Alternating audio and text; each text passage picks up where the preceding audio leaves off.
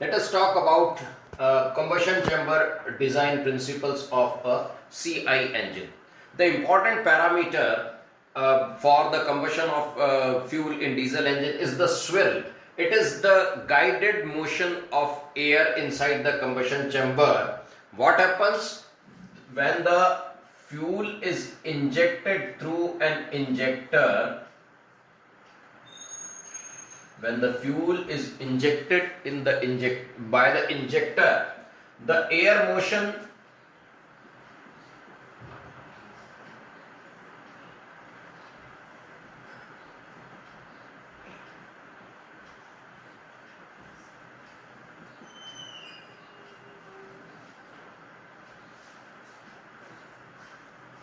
swirl is the guided motion in the combustion chamber of a diesel engine. So when the fuel droplets they move in this direction, air motion is from this direction to the droplets, so that whatever fuel that gets evaporated is taken away by the air and forms a combustible fuel air mixture, and the next for the evaporation of the next quantity of fuel, fresh air that comes in contact with it. So this is what is the requirement of a diesel engine: atomization, vaporization, and forming the combustible mixture. So how that swirl is produced? First thing is, there are two type of combustion chambers: open chambers and one is divided chambers. So what is open chamber? In open chamber there are two methods by which the swirl is created. One is squish and shielding of valves. So what is squish? For the squish, the combustion chamber is designed in a particular way .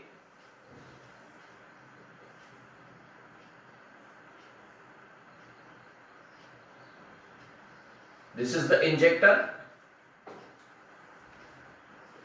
This is the piston.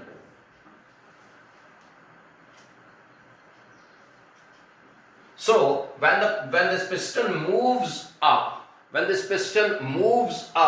the air is moving against the incoming fuel droplets, and accordingly, as I had explained over here, the fuel from the surfaces of the droplets that gets evaporated mixes with air, and finally the combustion takes place. So this is called the squish. So by designing the combustion chamber like this, we can have an orderly or the guided motion of air relative to the fuel injected. Second thing is, if we can shield the inlet valve. Suppose this is the inlet valve and this is its periphery.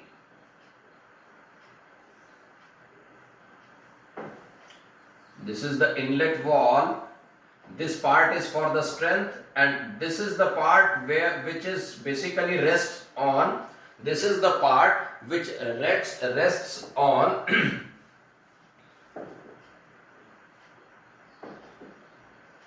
So this is the surface which seals the outside to the inside of the engine.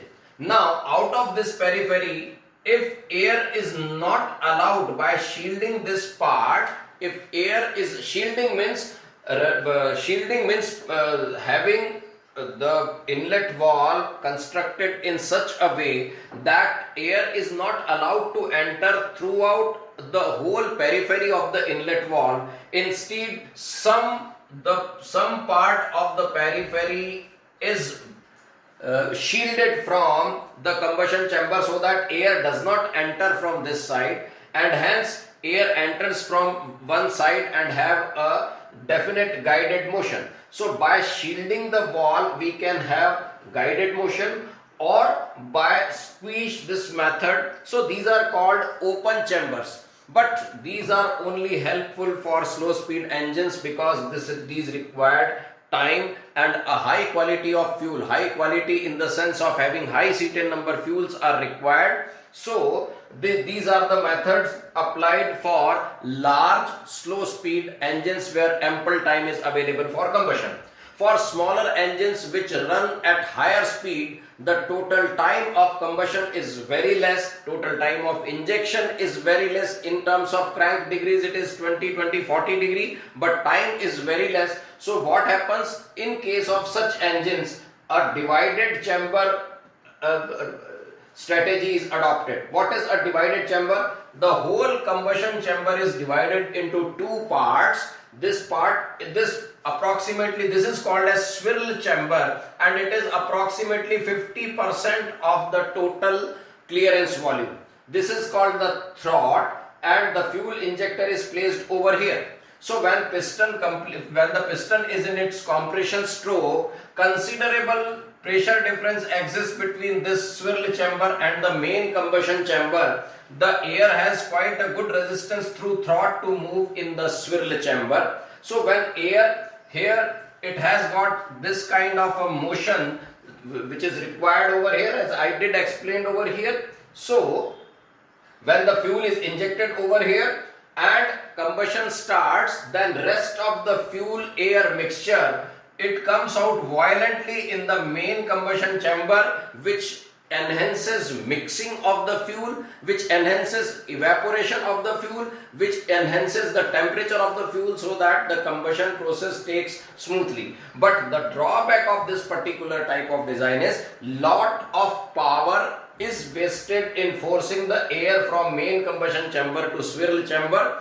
When the hot air comes out, this throat gets heated, and for the next cycle when the air enters, it gets preheated, and hence it improves the quality of combustion when the fuel is injected in swirl chambers.